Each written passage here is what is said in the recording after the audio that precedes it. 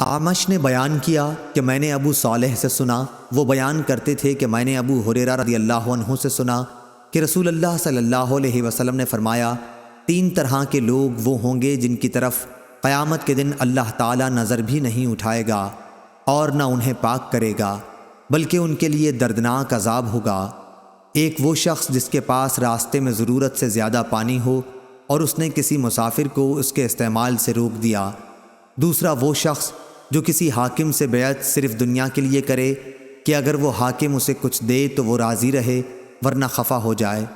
تیسرے وہ شخص جو اپنا بیچنے کا سامان عصر کے بعد لے کر کھڑا ہوا اور کہنے لگا کہ اس اللہ کی قسم جس کے سوا کوئی سچا معبود نہیں، مجھے اس سامان کی قیمت اتنی مل رہی تھی۔ اس پر ایک شخص نے اسے سچ سمجھا اور اس کی بتائی ہوئی قیمت پر اس سامان کو خرید لیا۔ پھر آپ صلی اللہ علیہ وسلم نے اس آیت کی تلاوت کی، جو لوگ اللہ کو درمیان میں دے کر اور جھوٹی قسمیں کھا کر دنیا کا تھوڑا سا مال مول لیتے ہیں، آخر تک۔